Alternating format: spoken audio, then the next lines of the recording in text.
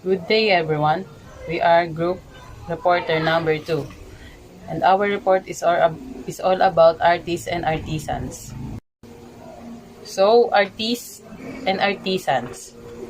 Artist means a person who creates art such as painting, music, or writing using conscious skill and creative imagination.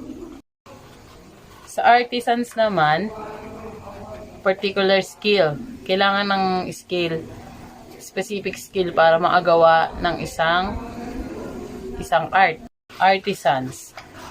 A particular skill of making decorative objects by hand. Example, embroidery, furniture, jewelry, clothing, etc. So, the main difference between artists and artisans is that the artisan is a skilled craft worker who makes or creates things by hand, and artist is a person who creates, practices, or demonstrate any art. In the 21st century, there is a real nagging fear that soon every may very well be replaced by computers and robots that can arguably things with more precision at a shorter amount of time and less capital in the long term. So, nitong 21st century, mga computers and robots na re-replace na nila yung mga gawain ng mga tao. Pero, sabi dito, merong qualities ng man ang hindi kaya ng i-invent sa robot tsaka sa computers.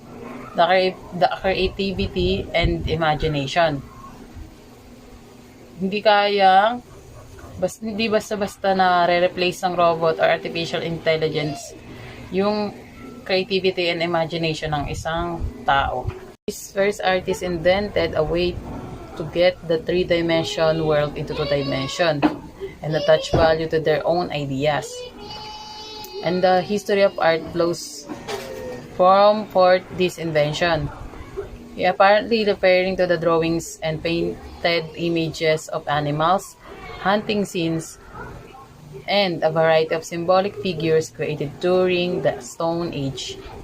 Example of this scattered all around the world from France, Spain, Namibia, Australia, and Argentina to name. Albert Hans, The Art Spirit, 1923, he stated that when the artist is alive in any person, whatever his kind of work may be, he becomes uninventive. He becomes interesting to other people. Yung The Art of Spirit, na book niya, pinapaliwanag doon na kapag yung artist ay dapat yung artist ay nakaka-connect sa audience niya. Tapos, dun niya makukuha yung attention ng mga audience niya at dun mapupunta ngayon yung attention ng mga audience niya sa art. And also, he stated that where those who are not artists are trying to close the book he opens, it shows there are more pages possible. So, in Peter Drucker's seminal book, Post-Capitalist Society, 1993, he stated that this means of production had already shifted from capital to knowledge. And that knowledge is owned by worker, not the capitalist. 21st century, ang nagbibigay ng knowledge sa atin ay yung creativity sa mga service workers o sa knowledge workers. Nakafocus siya sa creativity ng isang worker. And this first artist invented a way to get the three-dimension world into two-dimension and attach value to their own ideas. And the history of art flows from forth this invention. He apparently referring to the drawings and painted images of animals, hunting scenes, and a variety of symbolic figures created during the Stone Age. Example of this scattered all around the world from France, Spain, Namibia, Australia, and Argentina, to name a few.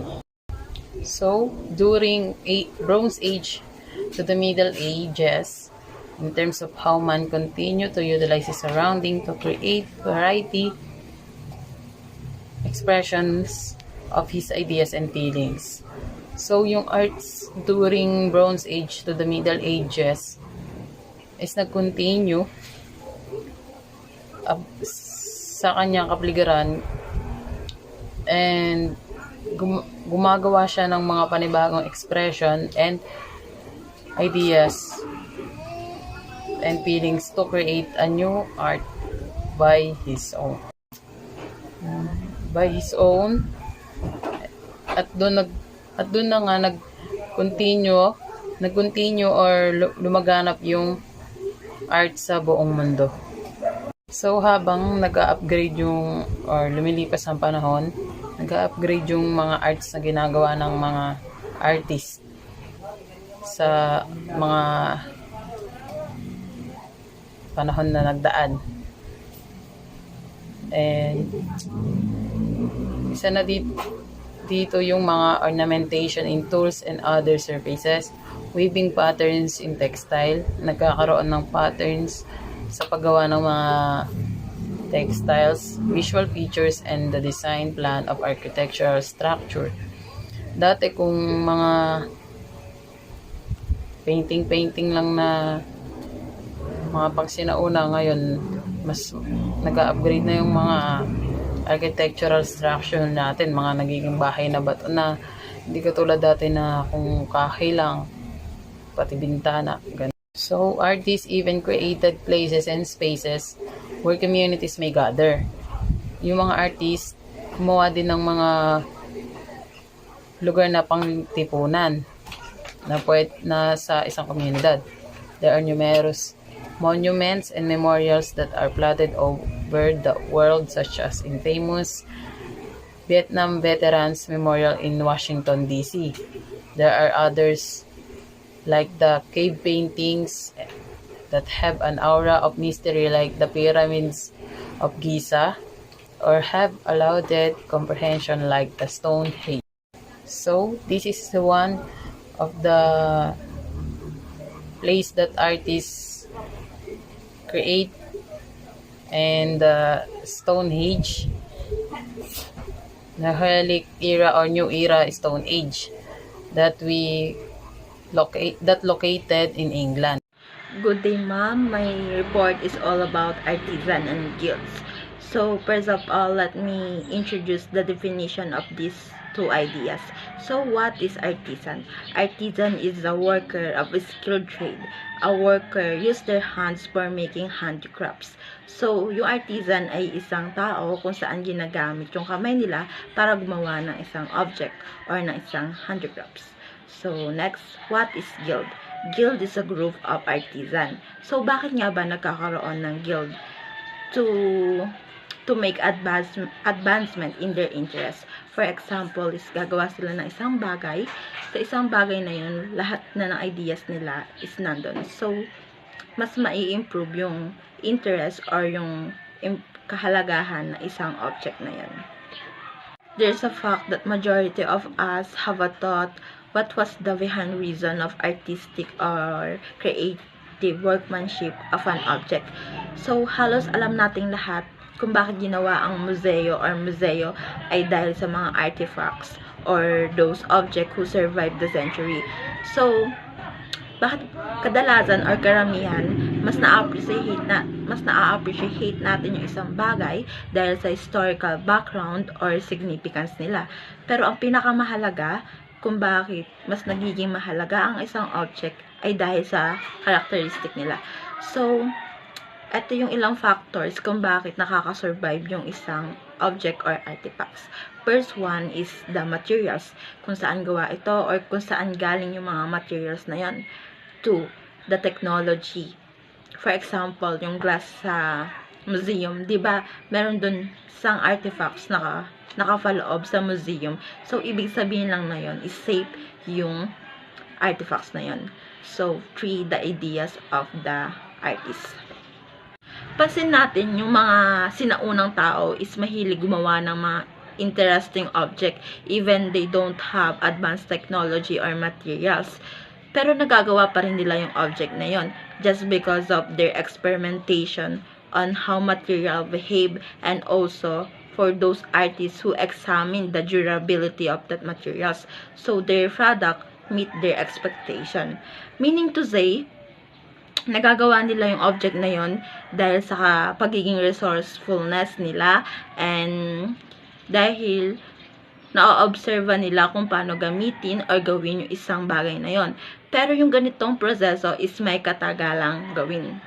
Yung example nito is yung Cologne Cathedral is a kind of formalization of crafts. Yung Cologne Cathedral is a simbahan. Ginawa ito ng 600 years. So, mapapaisip ka, bakit ang tagal gawin ng simbahan na ito? Kasi ginawa nila to, they don't have technology. They use their hands to do it. So, kaya ganun na lang katagal ginawa yung Cologne Cathedral. So yung gumawa ng Cologne Cathedral is yung mga artisan pa na nagtook ng specialization. Sila yung mga worker na mataas. Sila yung gumawa ng Cologne Cathedral. Meron tayong tinatawag na master artisan or craftsman. Sila yung nag-hire ng mga tao kung saan tumatanggap ng low wages or mababang sahod yung iisang tao in a fixed period. Tapos, ginagawa ito sa isang bubong. It means the master mason oversaw the work of the numerous men. Sinasabi lang dito, yung master is tinitignan kung paano ka-active yung isang tao or kung paano ka-productive nilang gawin yung isang object na yun. For crowned martyr, tawag dito, sculpture ni Nani Di Banco. Yung apat na martyr na sila, Saint Luke, Saint Philip, Saint Eligius, saka si Young Prophet. Matagpo to sa sa may museo na Museo d'Or San Michel. Sa may part na to, ito yung magaan at ibang paraan ng ng pag-iisip. Yung tinutukoy nito yung pagsasali ng katalinuhan sa kagamitan ng pagpapakita ng proseso. May part na to is maaari itong patunay na isang paraang madalas na na nahanap natin yung sarili natin sa pagkawala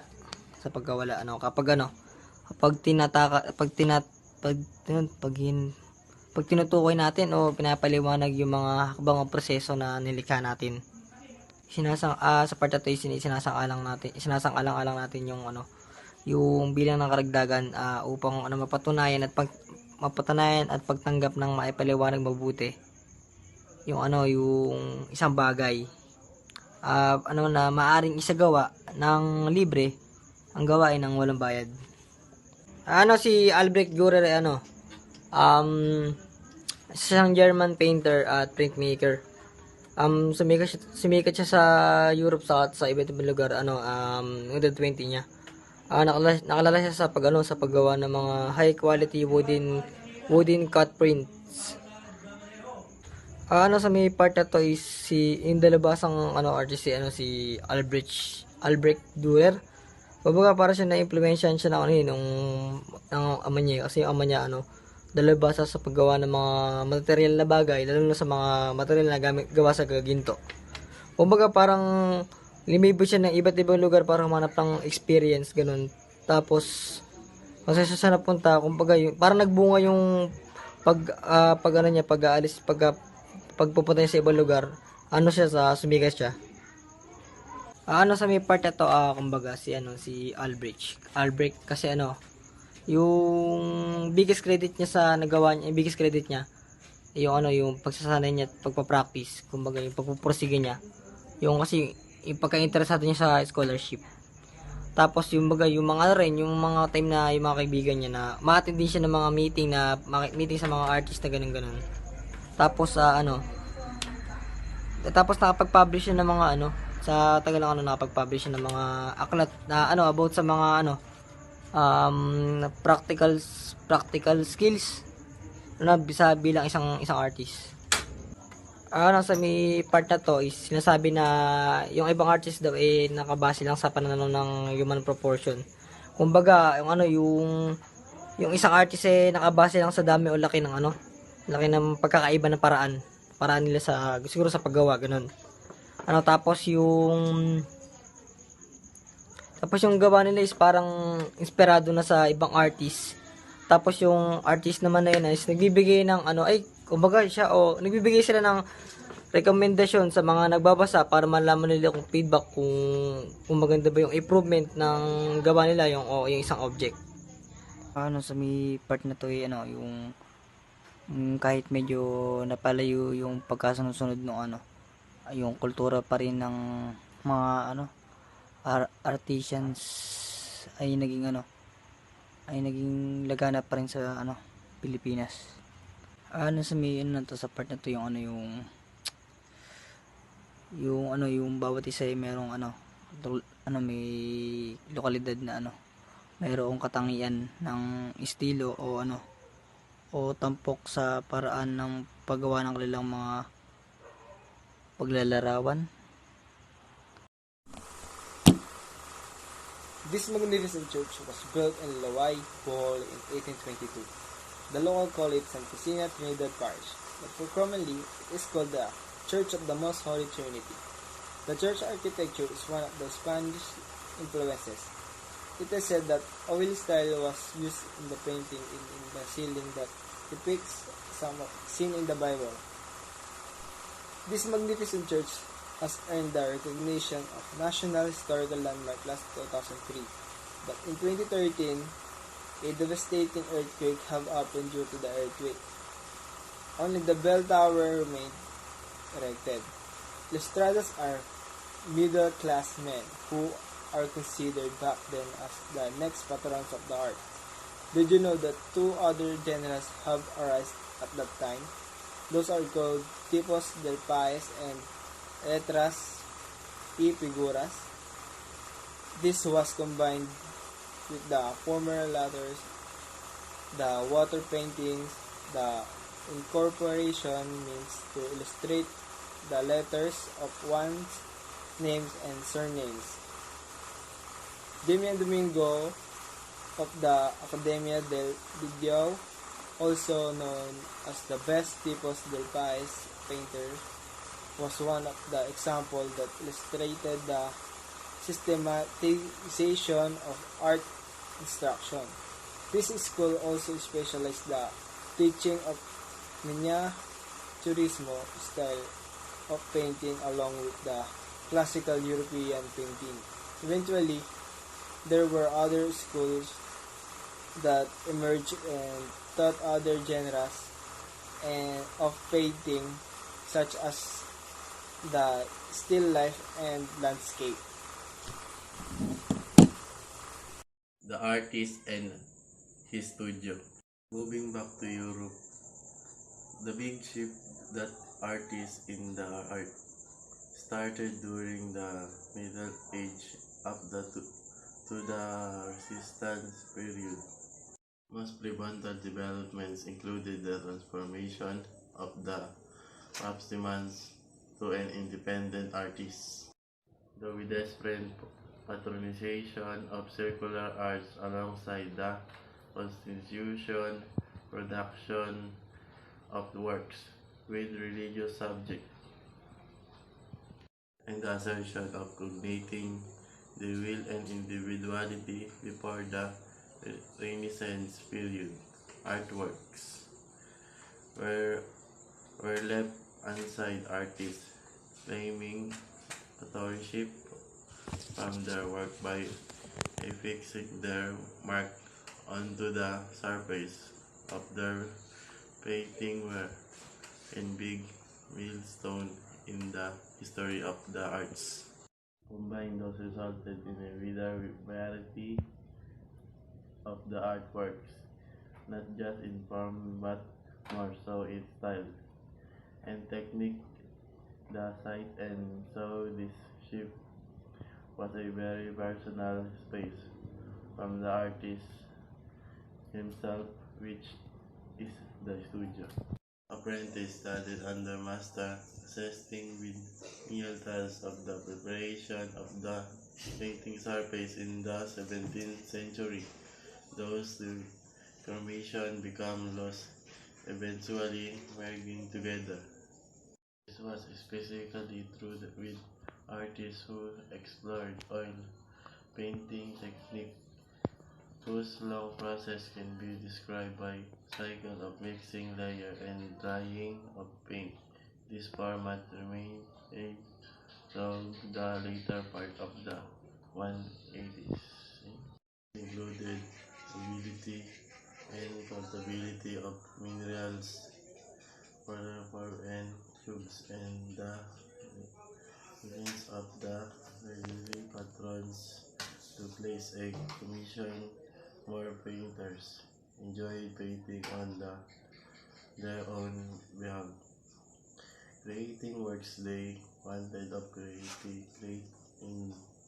It was during this time a host of style developed side by side, allowing artists and photographs and the potential of artistic license with minimal to consideration for the privating, tasting, and statistic prevents during the later part of the 1080s. 800s, artists began to question the merits of stealing from the traditions of the past. Perhaps it was then that artists found freedom to articulate their district. Aesthetic was a creative production. The artist studio has been a place of interest for the public. It is interesting to see, learn where creativity manifests itself physically, sense an artist studio in a extension of the artist himself and studio model dates back for the Renaissance. There were those whose workstation were segmented into the studios and the bodega, the latter in where and work usually happened.